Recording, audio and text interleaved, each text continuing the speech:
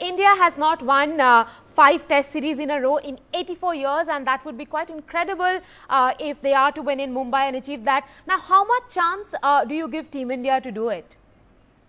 Well, very good chance, Rika. Obviously, they've got this unassailable lead. They cannot lose this series, and they would like to wrap up the series here in Wankhede itself over the next 5 days. They do have the arsenal, they do have the form, they do have an aggressive captain, and they do know the conditions better than their opponents. Yes, history might suggest that England have done well, but then they don't have the same kind of bowlers that they used to have, and the batsmen aren't really setting the world on fire. So I think it should once again be India's way. Aakash, Virat Kohli has played a new combination in every test he has captained so far, and Thursday wouldn't be anything new. Do you think his rotation tactics might be hampered by injuries that Team India is having? Well, over the last few months, yes, of course, these are the injuries that are forcing his hand a little bit. But before that, he was playing lots of different combinations. He was initially talking about the 5-bowler theory, then he moved away from that and started playing Stuart Binney as the 5th bowling option, and then 4 bowlers and 7 batsmen because Rohit was available, fit, and had to be played. And now it's again a combination of 3 spinners, 2 fast bowlers because Rohit, of course, his absence has made it slightly easier for him to play 5 batsmen and Ashwin and Saha's form.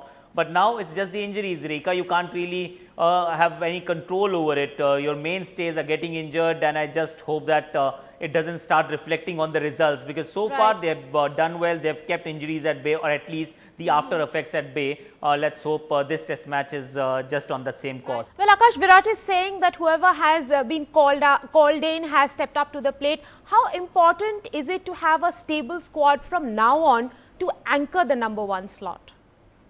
Well, it's critical because you don't want to keep changing the personnel for the heck of it. Of course, you will play horses for courses, but more often than not, you would want to have a stable combination. Maybe bowlers can be rotated a little bit. Maybe once in a while you want to play 5 bowlers, but the core must not change. And with Ajinkya Rahane's injury, with Rohit Sharma's injury, with KL Rahul's injury, that core has been shaken up quite a bit. And let's hope that it's put to rest after this test series is over. There is a reasonable gap. These test bowlers, test players might just get a little bit of a breather, and they'll come back rejuvenated and refreshed for that Bangladesh test and the Australian series. But yes, you need your fresh guys, fresh legs and fit guys to stay at top forever.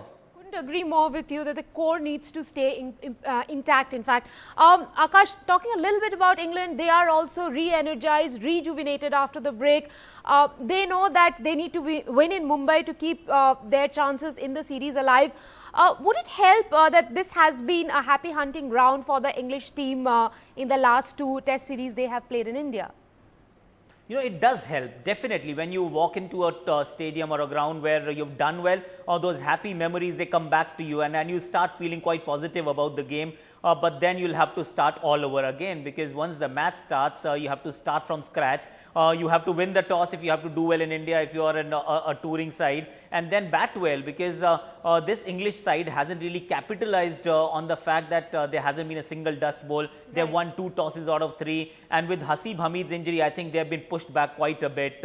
So while it's a good hunting ground, it's been a great ground for them in the past. This is going to be a different ball game over the next 5 days. Interestingly, you spoke about Haseeb Hamid's injury, and India are not the only team which is hurting because of injuries. Stuart Broad is still 50-50. That's what Alistair Cook said in the press conference. Steve Finn might replace him in the squad tomorrow. That's also really going to be hurting the English team when they take field tomorrow, isn't it? Well, yes, because that's what you actually are slightly worried about. You must actually, you have to win the toss to get into that advantageous position, and then of course you want to build on that winning the toss. If you were to win that toss, a new opening combination, Rika, that's going to trouble them. A new bowling combination, again, that's going to trouble them. Haseeb Hamid's absence is going to trouble them, because he's looked the part as in the 3 test matches that he has played. So they have got quite a few worries completely filling their plate. Aakash, stay on, because we need to discuss a little more cricket with you. Well, moving on, there's another story. The MCC, or the Marylebone Cricket Club, the guardians of the laws of the game, have come up with some radical suggestions. Red cards could be a reality in cricket.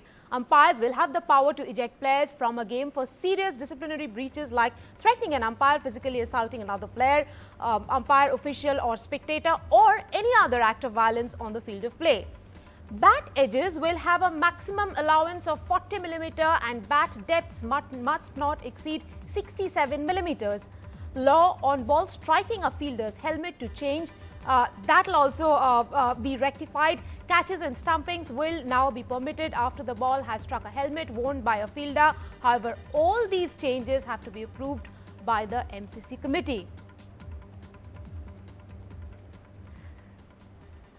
Aakash, red card in cricket. I mean amateur cricket. Billy Bowden had once shown it to Glenn McGrath in a charity game, and that could now become a reality from next year.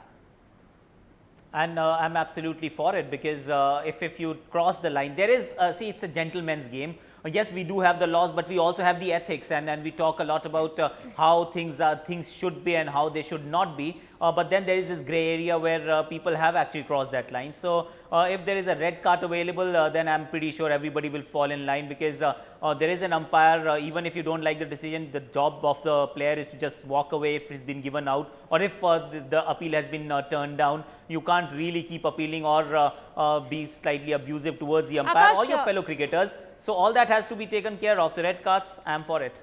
Aakash, Ricky Ponting, who's a part of MCC's cricket committee, has said that he feels the need for red cards because the game has really gone out of hand in the lower rung in school cricket, in college cricket. Do you feel the same in India?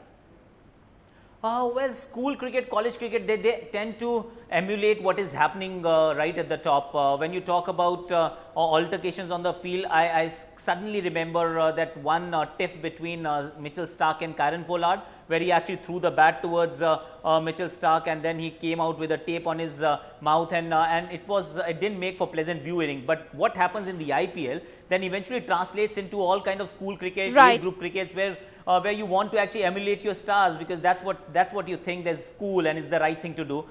So it must be happening. I'm not aware of like particular incidents, but I'm sure it is happening, and that is why it is the right thing to do. Put or stem the nip in the bud.